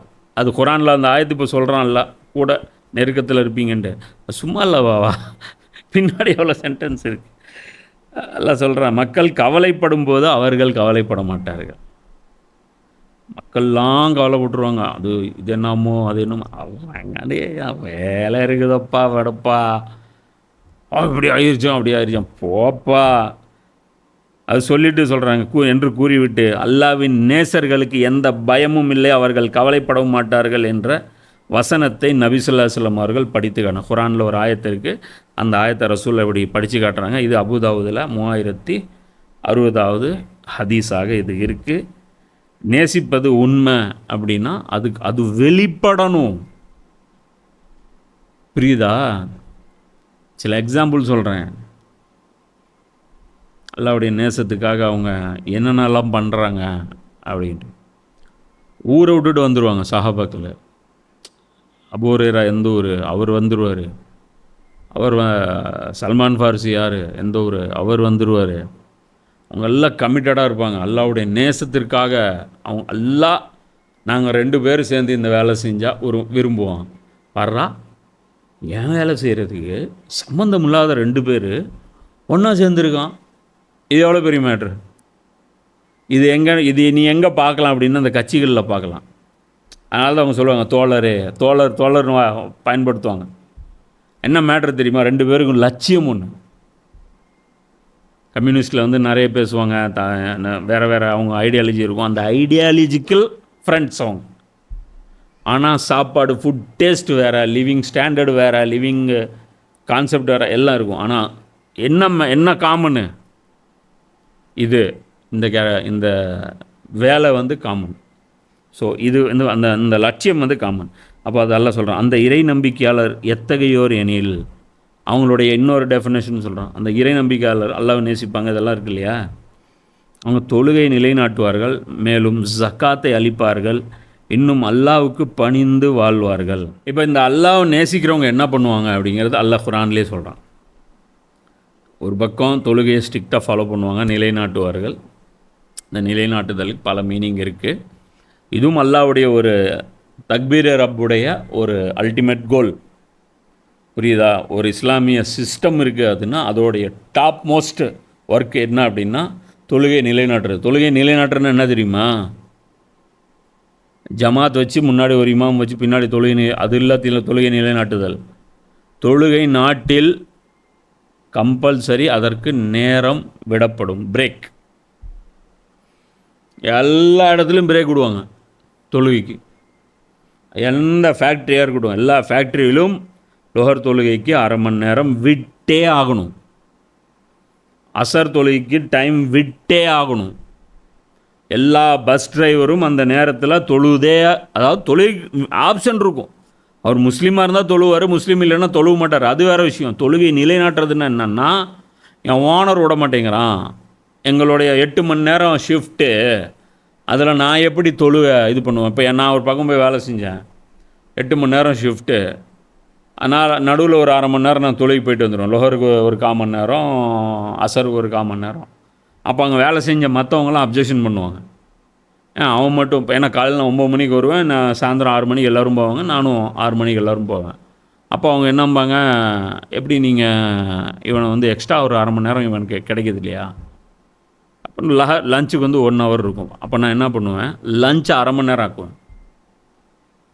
புரியுதா? 1 மணிக்கு ஓடி போய் தொழுதுட்டு 1:15 வந்து சாப்பிட்டுட்டு 1:30 இவங்களுக்கு முன்னாடி எழுந்திரிச்சு நின்று இவங்களாம் கொஞ்சம் நேரம் படுத்து கிடப்பாங்க. நான் 1:30 எழுந்திரிச்சோம். அப்புறம் சொல்லுவேன், பார் அரை மணி நேரம் நான் டேலி பண்ணிட்டேன், இப்போ அரை மணி நேரம் நான் கொடுத்துட்டேன்ல, அடுத்த 1/4 மணி நேரம் நான் லோஹருக்கு அசருக்கு யூஸ் பண்ணுவேன். புரியுதா? இது வந்து வச்சுருப்போம். இது தொழுகை நிலைநாட்டுதல். தொழுகை நிலைநாட்டுதல்னா கம்பெனியோ கொடுக்கும் 8 மணி நேரம் ஷிஃப்ட்டு, அதில் 1 மணி நேரம் உங்களுக்கு தொழுகை. இதுதான் தொழுகை நிலைநாட்டுறது. இது எப்போ நடக்கும் அப்படின்னா, நீ வந்து அல்லாஹ்வுடைய தீன் வந்து ரூலிங்கில் வரும்போது இது பாசிபிள் ஆகும். எல்லா பள்ளிவாசலும் சேர்ந்து ஒரு தீர்மானம் போட்டு, இனிமேல் முஸ்லீம் தொழிலாளர்கள் எல்லாரும் தொழுகை நேரத்தில் கண்டிப்பாக தொழுவார்கள் அப்படின்னா, எல்லா கம்பெனியும் சேர்த்து ஒரு தீர்மானம் போடுவாங்க, இனிமேல் முஸ்லீம்களை வேலைக்கே நாங்கள் எடுக்க மாட்டோம். அவன் ஒரு ரூல் சிம்பிளாக போட்டு போயிடுவான். நம்மளால் என்ன பண்ணுவான், ஐயா தொழுகை இல்லைனாலும் பரவாயில்ல, வேலையை கொடுங்கய்யா. இதுதான் அது அல்லாஹ் சொல்கிறான். அவங்க என்ன பண்ணுவாங்க, தொழில் நிலைநாட்டுவார்கள், ஜக்காத்தை அளிப்பார்கள், இன்னும் அல்லாஹ்வுக்கு பணிந்து வாழ்வார்கள். இந்த ஜக்காத் என்ன அப்படின்னா, வெறும் ஜக்காத் மட்டும் கிடையாது. அதே மாதிரி அந்த யாரோட இவங்களுக்கு நட்பு இருக்கோ அதில் வந்து அவங்க பார்ப்பாங்க, யார் வறுமையில் இருக்கா, யார் வந்து அதாவது அந்த அல்லாஹ்வுக்காகவே யார் அந்த வேலை கமிட் பண்ணிட்டு விட்டாங்களோ அவங்களுக்கு வேறு சோர்ஸ் ஆஃப் இன்கம் வந்து இருக்காது. டைம் ஒதுக்கணும் இல்லையா, டைம் தான் ஃபுல் அண்ட் ஃபுல் இங்கே ஒதுக்குறோமே. இங்கே ஒதுக்கும்போது எங்கேருந்து நீ பணம் வந்து நீ எஃபர்ட் பண்ணுவேன். அதுக்கும் ஹதீஸ் இருக்கா, ரசூலா சொல்கிறாங்க, அதுவும் ஈமானுடைய ஒரு சுவை. ரசூலா சொல்கிறாங்க, யார் அல்லாஹ்விற்காகவே கொடுக்கிறாரோ, யார் அல்லாஹ்விற்காகவே தவிர்க்கிறாரோ, இவனுக்கு கொடுத்தா அல்லாஹ்வுடைய வேலை நடக்கும், இவனுக்கு கொடுத்தா இவன் தண்டை செலவு பண்ணுவான். இங்கே தரமாட்டேன், நான் இங்கே தருவேன். அல்லாஹ்விற்காகவே நேசிக்கிறாரோ, அல்லாஹ்விற்காகவே வெறுக்கிறாரோ, நிச்சயமாக அவர் முழுமையான ஈமான் கொண்டவர். இது அபுதாவுதில் 4681, திருமிதில் 2521. புரியுதா? அல்லாஹ்வுடைய மிஷனுக்காக உழைக்கும் ஏழைகளுக்கு அதற்கான தேவையான வகைகளுக்கு செலவு செய்ய வேண்டும். இதுதான் அல்லாஹ் சொல்கிற அந்த 5வது அத்தியாயம் 55வது வசனத்துடைய கடைசி கண்டிஷன். அது அல்லாஹ் சொல்கிறான். இதை பற்றி தான் டீட்டெயிலாக ஒரு பயான் இப்போ சமீபத்தில் போட்டேன். அழகிய கடனும் மறுமை வெற்றியும். இது நீங்கள் கொடுக்கல அப்படின்னா உங்களுக்கு மறுமை வெற்றி கிடையாது. நீ நோன்பு வைங்க, சதகா கொடுங்க, ஜக்காத் கொடுங்க, என்னத்தை வேணாலும் பண்ணுங்கள், உங்களுக்கு கிடையாது. அதே மாதிரி அல்லாஹ் கடைசியாக என்ன சொல்கிறான், இன்னும் அல்லாஹ்வுக்கு பணிந்து வாழ்வார்கள். அவங்க வாழ்கிற வாழ்க்கை எப்படி இருக்கும், அல்லாஹ்வுக்கு கட்டுப்பட்டு நடக்கும். எவர் அல்லாஹ்வையும் அவனுடைய தூதரையும் இறை நம்பிக்கையாளர்களையும் தம் உற்ற நண்பர்களாக ஆக்கிக் கொள்கின்றாரோ அவர் தெரிந்து கொள்ளட்டும். இப்போ அடுத்து அல்லாஹ் என்ன சொல்கிறான், யார் என்னையும் என்னுடைய ரசூலையும் மூமின்களையும் தம் உற்ற நண்பர்களாக ஆக்கிக் கொள்கின்றாரோ அவங்க தெரிஞ்சுக்குங்க, அல்லாவின் குழுவினர் தான் வெற்றியாளர்கள். ஹிஸ்புல்லா, இவங்க தான் ஜெயிப்பாங்க. இவங்க உலகத்துலேயும் ஜெயிப்பாங்க, மறுமையிலையும் ஜெயிப்பாங்க. புரியுதா? அப்போ அந்த டோட்டலாக இதுக்கு முன்னாடி பேசின எல்லா வசனமும் இதில் கன்க்ளூட் ஆகும். இப்போ தான் ருக்கு அது முடியுது. சொன்னல எது செய்யக்கூடாது எது செய்யணுன்ட்டு, அது பின்னாடி இருக்கிற எல்லா கண்டிஷனும் போட்டு ரிப்பீட் பண்ணி பாருங்கள், இல்லைன்னா அப்படியே படித்து பாருங்கள். ஒரு பேக்கேஜ் இது. இந்த இடத்துல அந்த ஆர்டர் ஸ்டார்ட் ஆகுது, இந்த இடத்துல அதான் அந்த ஐயோல் லசீன் ஆமனோன்னு ஸ்டார்ட் பண்ணால, அங்கேருந்து இது வந்து கன்க்ளூஷனு. அவங்க நல்லா தெரிஞ்சுக்கங்க, இவங்க தான் ஜெயிப்பாங்க. நம்ம இங்கே வாழ்ந்தாலும் லாபம்தான், செத்தாலும் லாபம்தான். அல்லாஹ் அது சொல்கிறான். அல்லாஹ்வுடைய பார்ட்டி, அதாவது இவங்க வந்து ஷைத்தானுடைய பார்ட்டி. இது இப்போது இவங்களுடைய கை ஓங்கியிருக்கு. அல்லாஹ் சொல்கிறான், அல்லாஹ்வுடைய பார்ட்டி ஜெயிக்கும். ஏன்? அவங்க அல்லாவை ஃப்ரெண்ட் ஆக்கியிருக்காங்க, அல்லாஹ்வுடைய ரசூலை ஃப்ரெண்ட் ஆக்கியிருக்காங்க, மூமின்களை ஃப்ரெண்ட் ஆக்கியிருக்காங்க. அதில் இன்னொரு விஷயம் இருக்குது. இஸ்லாத்தை அல்லாஹ் என்ன சொல்கிறான் பாரு, ஹிஸ்புல்லா. ஹிஸ்பு அப்படின்னா கட்சின்னு அர்த்தம். ஹிஸ்புல்லான்னு என்ன அர்த்தம்? அல்லாவுடைய கட்சின்னு அர்த்தம். அப்போ கட்சி தான் இஸ்லாமு. இஸ்லாத்தில் அரசியல் உண்டா அப்படிங்கிறீங்களே, என் கட்சின்னு தாண்டா அல்லாவே சொல்கிறேன். லான்ச் பண்ண நிறுவன தலைவர் அல்லாஹ். அவன் என்ன சொல்கிறான், இது வந்து மதம் கிடையாதுங்கிறான், இது கட்சிங்கிறான். ஹிஸ்புல்லா கட்சின்னா என்ன? பிடிச்சி போய் சேரணும், அதான கட்சி. ஒரே வீட்டில் 4 கட்சி சேர்ந்தவங்க இருப்பாங்க இல்லையா? அப்பா டிஎம்கே, அம்மா ஏடிஎம்கே, பையன் வந்து சீமான் கட்சி, இன்னொருத்தர் வந்து பாமகவில் இருக்கார், அதில் இருக்கார். 4 பேர் 4 கட்சியில் இருப்பான். ஆனால் மதம்னு எடுத்தினா ஒரே வீட்டில் இருக்கிற 4 பேரும் ஒரே மதத்தில் இருப்பான். அப்பாவும் இந்து, பையனும் இந்து, அம்மாவும் இந்து, எல்லோரும் இந்து. ஆனால் இஸ்லாம் எடுத்தினா இஸ்லாம் வந்து இது கிடையாது. நான் தான் சொல்லிட்டு இருக்கேன்ல, இஸ்லாம் வந்து பை பர்த் வர்றது கிடையாது. அது வந்து உனக்கு நர்ஸே எழுதி கொடுத்துருது, இந்த ஒரு ஆண் குழந்தை பிறந்திருக்கு, இது முஸ்லீம் அப்படின்ட்டு. அல்லாஹ் என்ன சொல்கிறான், பார்ட்டின்னா என்ன? அந்த பார்ட்டி என்ன சொல்லுது? திராவிட கொள்கை என்ன? கடவுள் இருக்குங்குதா இல்லைங்குதா? அவங்களுடைய பொருளாதார நிலைப்பாடு என்ன? அவங்களுடைய ஸ்ட்ராட்டஜி என்ன? அவங்களுடைய கொள்கை கோட்பாடு என்ன? அதே மாதிரி இஸ்லாத்துடைய கொள்கைகள் கோட்பாடுகள் இது எல்லாத்தையும் ஸ்டடி பண்ணிவிட்டு இதில் கிளாரிட்டி இருந்தால் ஜாயின் பண்ணுங்கள், இல்லைன்னா ஜாயின் பண்ணாதீங்க. இதுதான் அல்லாஹ் சொல்கிறான். பை பர்த் இஸ்லாம் அது ஒரு பக்கம் இருக்குது, அது இல்லைன்னு சொல்லலை. அது ஈமான் கிடையாது. இப்போ உங்களுக்கு எல்லாம் இருக்கிறது இஸ்லாமு, எனக்கும் இருக்கிறது இஸ்லாம். ஈமான் எனக்கு இருக்கான்னு எனக்கு தெரியாது, யாருனாலையும் கண்டுபிடிக்க முடியாது. சில அளவுகோல்கள் அல்லாஹ் சொல்கிறான், இப்படி இருப்பாங்க, இப்படி இருப்பாங்க, இப்படி இருப்பாங்கன்ட்டு. அப்போ அல்லாவுடைய பார்ட்டி அப்படின்னு தான் அல்லாஹ் தன்னுடைய மதத்தை இஸ்லாத்தை பற்றி அவன் சொல்கிறான். அப்போ அதுவும் சொல்கிறான். அல்லாஹ் என்னங்கிறான், நம்ம ஃப்ரெண்ட்ஸ் ஆகலாம், வாங்க ஃப்ரெண்ட்ஸ், நம்மலாம் ஃப்ரெண்ட்ஸ் ஆகிடலாங்கிறான். யார் கை நீட்டுறா? வானம் பூமியை படைச்ச அல்லாவுக்குடைய ஃப்ரெண்ட்ஷிப்பு நாம் என்னங்கிறோம் முஸ்லீம்கள் வேணான்னு சொல்லிட்டு வேறு ஆட்களை கூப்பிட்டு இஃப்தார் நோன்பு கொடுத்துட்ருக்கோம். இன்றைக்கி அல்லாவுடைய கட்சி எத்தனை நாட்டில் இருக்கு? இஸ்லாமிய நாடுகளில் 0. ஏன்னா அங்கே வாய்ப்பே இல்லை. எல்லாரும் கொத்தடிமைகளாக வச்சுருப்பானுங்க இந்த மன்னர்கள். என்ன இவனுங்க ஷைத்தான்கள், இவங்க இஸ்பு ஷைத்தானவங்க. அப்போ அல்லாவுடைய பார்ட்டின்னு தெரிஞ்சுங்க. பார்ட்டியோடைய லீடர் யார்? அல்லாஹ். அதோடைய செயலாளர் யார்? நபி ஸல்லல்லாஹு அலைஹி வஸல்லம். அதனுடைய மெம்பர்ஸ் யார்? அபூபக்கர், உமர், உஸ்மான், அலி. இப்போ இதில் சேர்றதுக்கு நீங்கள் ரெடியா அப்படின்னு கேட்குறான். அறிவு கண்டவன் தான் இதில் சேராமல் போவோம். இப்படிப்பட்ட கூட்டத்துக்கு கூடவா நம்ம சேராமல் இருப்போம்? முதல்ல புரிஞ்சுக்கணும் இதை எப்படி கொண்டு வரணும் அப்படிங்கிறது. இறை நம்பிக்கை கொண்டவர்களே, உங்களுக்கு முன் வேதம் அருளப்பட்டவர்களில் எவர்கள் உங்களுடைய தீனை கேலிக்கும் விளையாட்டுக்கும் உரித்தாக்கி கொண்டார்களோ அவர்களையும் மற்ற நிராகரிப்பாளர்களையும் உங்களின் உற்ற நண்பர்களாக நீங்கள் எடுத்துக்கொள்ளாதீர்கள். நீங்கள் இறை நம்பிக்கையாளர்களாக இருந்தால் அல்லாஹ்வுக்கு அஞ்சுங்கள். மறுபடியும் அதே அட்வைஸ் ரிப்பீட் பண்ணுறோம். யாராவது இறை நம்பிக்கை, இதுவும் யாயோல் லசீன் ஆமனும், உங்களுக்கு தான் யாயோல் லசீன் ஆமனுன்னு கூப்பிட்டா உடனே உங்களுக்கு சிலுத்துக்குங்க. அல்ல என்ன சொல்கிறான்? இது வந்து இப்போ நீங்கள் அப்போ சவுதி அரேபியாவோட நெருங்கிய நண்பர் யார்? இஸ்லாமிய நாடுகளா? அரப் லீக்னு வச்சுருக்கான். என்ன வச்சுருக்கான்? Arab league. அதில் வந்து அரபி பேசாத நாடுகள் வந்து உறுப்பினர்கள் கிடையாது. இது ஜாஹிலியத். இது அரபி பேசலைன்னா களிமா சொல்லியிருக்கிற இஸ்லாமிய நாடுகள் மற்ற இஸ்லாமிய நாடுகள் உறுப்பினராக சேர்த்தணும்ல. ஒரு மீட்டிங் போடணுன்னா மற்ற இஸ்லாமிய நாடுகளை சேர்த்தணும்ல. எங்கே சேர்த்துறாங்க? அரப் லீக் அது வச்சுருக்கான். ஓஐசி வச்சுருக்கான். ஆயில் சார்ந்த நாடுகள் ஓபெக்னு வச்சுருக்கான். அந்த மாதிரி வச்சுருக்கான். அது வச்சுருக்கான். புரியுதா? ஓ அல்லாஹ் சொல்கிறான், இந்த இந்த தீனை வந்து விளையாட்டாக எடுத்துக்கிட்டாங்க பாருங்க, அவங்க கூட ஃப்ரெண்ட்ஷிப். இப்போ இது 2வது ஆர்டர் எல்லாம் சொல்கிறான். தீனை எப்படி விளையாட்டாக எடுத்துக்கிறது? ரசூல்லாவுடைய மக்சதை செகண்டரியாக வைக்கிறது. அல்லாஹ் சொல்லக்கூடிய, அதை சொன்னதில்லை, அல்லாஹ் எதில் காம்ப்ரமைஸ் பண்ண மாட்டானோ அதை தூக்கி சைடில் வச்சுட்டு, எது பெரிய பிரச்சனை இல்லையோ அதை தூக்கி மெயினாக வச்சுக்கிட்டு இப்படி வச்சுட்டு இருக்கிறவங்க கிண்டல் பண்ணப்போ, நான் என்ன சொல்கிறேன், ஒரு வேலை சொல்கிறேன் உனக்குன்னு வச்சுக்கோ, ஒரு வேலை சொல்கிறேன். இப்போ அந்த வேலையில் மெயின் வேலை அது, சைடு வேலை அது இன்னொன்று. மெயின் வேலையை தூக்கி சைடில் வச்சுட்டு சைடு வேலையை எடுத்து மெயினில் வச்சுட்டு, பாருங்கள் நீங்கள் ஆர்டர் போட்டிங்களா, நான் செஞ்சிட்டேன் பாருங்கள் அப்படின்னா எனக்கு கோவம் தானே வரும். ஏண்டா மண்ணாங்கட்டி, என்ன ஆர்டர் போட்டேன், நீ என்னத்தை செஞ்சு வச்சுருக்க, புரியுதா? அவருடைய பர்பஸை நீ தெரிஞ்சு தான் பண்ணியா, வீணடிச்சிட்ட. அப்போ தீனை விளையாட்டாக்கிட்டு இருக்கோம் நம்ம.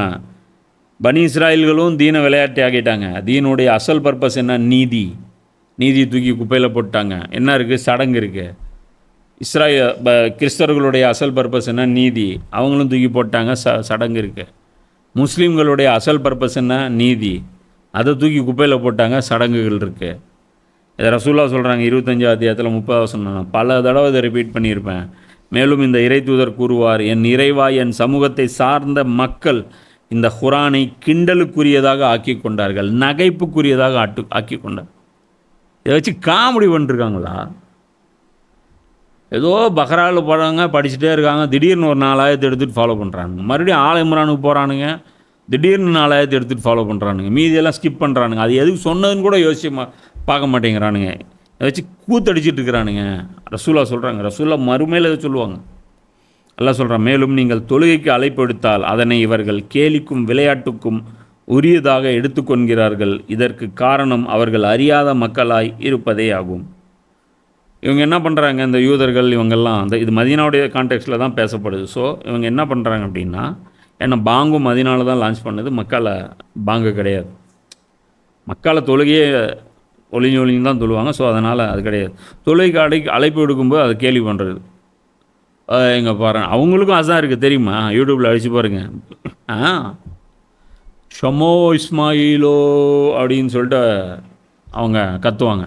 அதுவும் அசான் தான். அவங்களும் தொழுகை நடத்துகிறாங்க, அவங்களும் அசான் இருக்கு. புரியுது? இன்றைக்கி உலகம் வந்து குளோபல் வில்லேஜ் ஆகிருச்சு. ஒரு காலம் அங்கே என்ன நடக்குதுன்னு இங்கே தெரியாது, இங்கே என்ன நடக்குதுன்னு அங்கே தெரியாது. இன்றைக்கி எல்லாம் வீலாக. இப்போ நார்த்து கொரியா போக முடியாதுன்னா நார்த்து கொரியா பற்றி அத்தனை வீடியோ போட்டிருக்கான் தமிழ் ட்ரக்கர்ஸு. இப்போ எல்லாம் சொல்கிறான், அந்த பாங்கு வந்து சொல்லும்போது அதை கேலி பண்ணுறாங்க. ஏன்னா அதில் என்னென்ன வார்த்தை வருது? வெற்றியின் பக்கம் வாருங்கள், அதுவும் வருது. யார் இவங்களா? வெற்றியின் பக்கம் வர்றதா? புரியுதா? அதுதான் எல்லாம் கேட்குறான். ஒரு காமன் சென்ஸ் கூட உங்களுக்கு இல்லையாடா? அவங்க என்ன தானே வணங்குறாங்க. நீங்கள் சொல்கிற பாங்கும் இவங்க சொல்கிற பாங்கும் என்னை நோக்கி, என்னை பற்றியே தான் இருக்குது. எப்படி உங்களுக்கு கிண்டல் பண்ணுறதுக்கு மனசு வருது? இதுதான் உங்களுடைய மார்க்கத்தின், அதாவது இதுதான் உங்களுடைய அந்த நற்பண்புகளா? அல்ல அதான் கேட்குறாங்க. நீர் அவர்களிடம் கூறுவீராக, வேதம் அருளப்பட்டவர்களே, அல்லாவின் மீதும் எங்களுக்கு இறக்கி அருளப்பட்ட அறிவுரைகள் மீதும் இன்னும் எங்களுக்கு முன்னர் அருளப்பட்டதின் மீதும் நாங்கள் நம்பிக்கை கொண்டோம் என்பதற்காகத்தான் எங்கள் மீது நீங்கள் வெறுப்பு காட்டுகின்றீர்கள். மேலும் உங்களில் பெரும்பாலோர் தீயவர்களாக இருக்கிறீர்கள். ஏண்டா இத்தனை நாளாக நாங்கள் குறைசியாக இருந்தோம், அப்போ எங்களோட அவ்வளோ ஃப்ரெண்ட்ஷிப்பாக இருந்தீங்க. இத்தனை நாளாக நாங்கள் மதீனாவில் ஒருத்தர் அடிச்சுக்கிட்டு இருந்தோம், அப்போ நீங்கள் எல்லாம் ஃப்ரெண்ட்ஷிப்பாக இருந்தீங்க. யூதர்கள் இணக்கமாக தானே இருந்தாங்க அரபுகளோட. இன்றைக்கி நாங்களும் உங்கள் கொள்கையை ஏற்றிருக்கோம், உங்கள் வேதங்களை வந்து நாங்கள் உண்மைப்படுத்துகிறோம். மூசா நபியை கண்ணியப்படுத்துகிறோம், ஈசா நபியை கண்ணியப்படுத்துகிறோம், தாவூத் நபியை, ஜக்கரியா நபியா, யஹ்யா நபியை, சுலைமான் நபியை எல்லாரையும் கண்ணியப்படுத்துகிறோம். இன்றைக்கி ஏன்டா திடீர்னு உங்களுக்கு வெறுப்பு வருது? இப்போ இன்றைக்கி அதான், இப்போ இதே தான். இன்றைக்கி இஸ்லாத்தை வந்து ஒருத்தன் சினிமாவுக்கு போயிட்டுருப்பான், கூத்தடிச்சிட்ருப்பான், நாசமாக போயிட்டுருப்பான். இன்றைக்கி முஸ்லீம் சமூகத்தில் எத்தனையோ அனாச்சாரங்கள் நடக்கும், எதையும் இவங்க கண்டுக்க மாட்டாங்க. பயான் பேசுவாங்க வந்துட்டு. இந்த சூப்பர் முஸ்லீம்னு ஒருத்தன், அவன்லாம் குரான் தஃப்சீர் பண்ணுறான். குரான் தானடா தஃப்சீர் பண்ண, அது தீனை ஃபாலோ பண்ணுறது குட்டமா?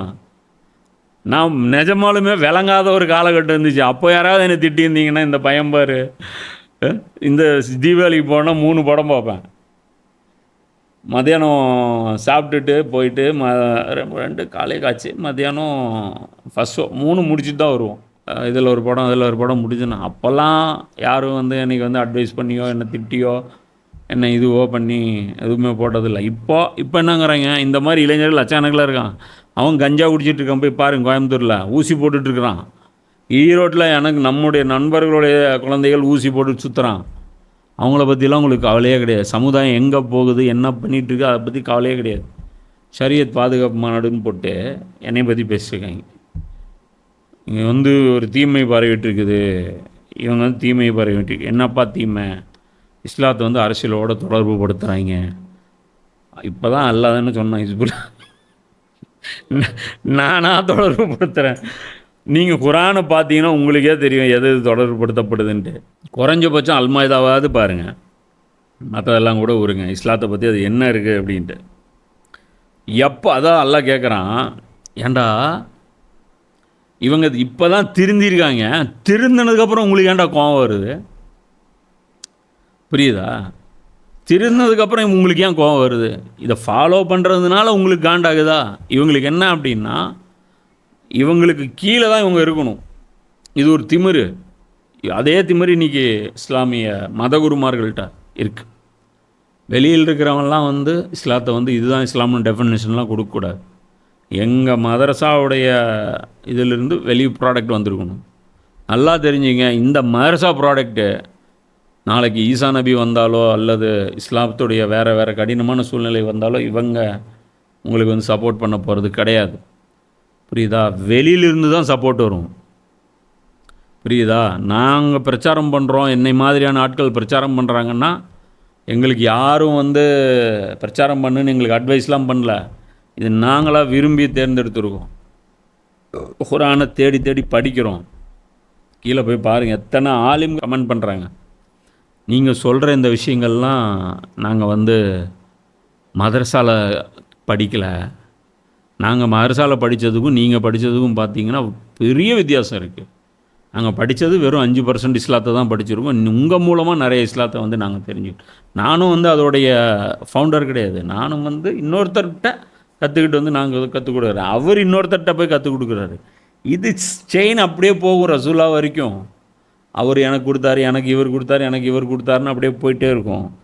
சரியா? அதனால் சொல்கிறேன். அதனால் ஒருத்தன் தீனுடைய விஷயத்தை பேசுகிறான் அப்படின்னா அவனை போய் ஏன் வெறுக்கிறீங்க? மேலும் அல்லாஹ் சொல்கிறான், மேலும் கூறுங்கள், அல்லாஹ்விடத்தில் இத்தீயவர்களின் கதியை விட இன்னும் மோசமான கதியுடையவரை பற்றி நான் உங்களுக்கு அறிவிக்கட்டுமா?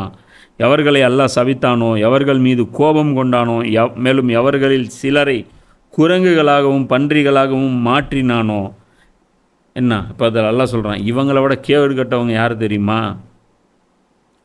இந்த யூதர்கள் தான். இப்போ அது இன்றைக்கி இருக்கிற சூழ்நிலையில் இருந்தவங்கள விட இவங்களுடைய முன்னோர்கள் ஆக கேடு கட்டவங்க. அவங்கள நான் என்ன தெரியுமா பண்ணேன்? குரங்குகளாகவும் பன்றிகளாகவும் மாற்றினேன். இது சம்மந்தமாகவும் இறுதி நூற்றாண்டில் இறுதி சமுதாயம் அப்படிங்கிற அந்த தலைப்பில் நிறைய விஷயங்கள் நம்ம வந்து பேசியிருப்போம். குரங்குகளாக மாற்றப்பட்டவர்கள் யார் அப்படின்ட்டு. இப்போ இவங்க என்ன பண்ணியிருக்காங்க, படிப்படியாக இவங்களுடைய அந்த கேரக்டர் டவுன்ஃபால் ஆகிட்டே வருது. டவுன்ஃபால் ஆகி இன்றைக்கி வந்து அந்த ஜியோனிஸ்ட்டுன்னு சொல்லிட்டு ஒரு கூட்டணி உருவாகிருக்கு. இவங்க வந்து கிறிஸ்தவர்களும் யூதர்களும் சேர்ந்த ஒரு கூட்டணி. இவங்க என்ன பண்ணுறாங்க அப்படின்னா, சாத்தான்களையே இப்போ டைரெக்டாக வணங்க ஆரம்பிச்சிட்டாங்க. அதுதான் அல்லாஹ் சொல்கிறான், மேலும் எவர்கள் தாக்கூத்துக்கு அடிபணிந்தார்களோ அத்தகையவர்கள் அவர்களை விடவும் மிகவும் தரம் கெட்டவர்கள். மேலும் அவர்கள் செம்மையான பாதையிலிருந்து வெகு தூரம் விலகி சென்றவர்கள் ஆவார்கள்.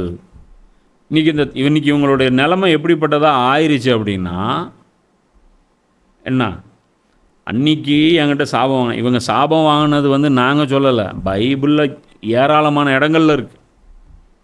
கர்த்தருடைய கோபம் வந்து பனி இஸ்ராயில் மேல் இறங்கியதுன்னு பழைய ஏற்பாட்டில் ஏகப்பட்ட இடங்கள்ல இருக்குது. சரியா? அப்போது அல்லாட்ட நீங்கள் அந்த காலத்தில் மட்டும் செல்ல பிள்ளையாவாக இருந்தீங்க, ஏதோ ரசூல்லா வந்து உங்கள் பொழப்பம் மண்ணள்ளி போட்ட மாதிரி பேசுகிறீங்க. ஏற்கனவே நீங்கள் இதுதானே பண்ணிருந்தீங்க. ஈசா நபி தெளிவாக சொல்லிட்டு போகிறார், ஒரு தோட்டக்காரன் இருக்கான், அவன் தோட்டம் வச்சுருக்கான், அந்த தோட்டத்துக்கு ஒரு காவலாளியை போட்டு வச்சுருக்கான், அதாவது அங்கே பராமரிப்புக்கு மெயின்டெனன்ஸுக்கு ஒரு ஆள் போட்டு வச்சுருக்கான். ஆனால் அவன் என்ன பண்ண மாட்டேங்கிறான், சரியாக பராமரிப்பும் பண்ணல, அதுலேருந்து தோட்டத்துலேருந்து பழங்களும் அந்த முதலாளி கொடுக்கல.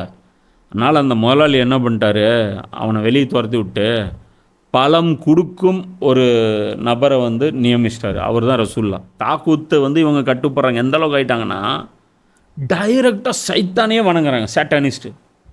சேட்டானிக் டெம்பிள் இருக்குது. கேட்டால் என்ன சொல்கிறாங்க, இன்றைக்கி இந்த ஜேனஸ்டோடைய சீக்ரெட் ரிச்சுவல்ஸ் இருக்குது, சீக்ரெட் டெம்பிள் இருக்குது, சீக்ரெட் லாட்ஜ் இருக்குது, சீக்ரெட் சொசைட்டி இருக்குது. சாத்தானை நேரடியாக வணங்கும் அளவுக்கு இவங்களுடைய தரம் தாழ்ந்து போச்சு. அந்த அளவுக்கு வந்து அவங்க என்ன பண்ணியிருக்காங்க, தரம் மட்டமாக இவங்களுடைய அந்த கேரக்டர் வந்து டவுன்ஃபால் ஆகிருக்கு. ஸோ இதெல்லாம் நம்ம பார்த்து படிப்புன்னு எடுத்துக்கணும். புரியுதா? இதே ஸ்டாண்ட் தான் இன்றைக்கி முஸ்லீம்களும் எடுக்கிறாங்க. அல்லாவுடைய தீனை யார் பிரச்சாரம் பண்ணுறாங்களோ அவங்கள எதிரியாக பார்க்குறாங்க. யார் அல்லாவுடைய தீனுக்கு நேரெதிராக கலகம் செய்கிறாங்களோ அவங்களோட ஃப்ரெண்ட்ஷிப்பாக இருக்காங்க. சரி, இது வரைக்குமான இந்த விஷயங்கள் போதும். வாஹிர் தாவானா அல்ஹம்துலில்லாஹி ரப்பில் ஆலமீன்.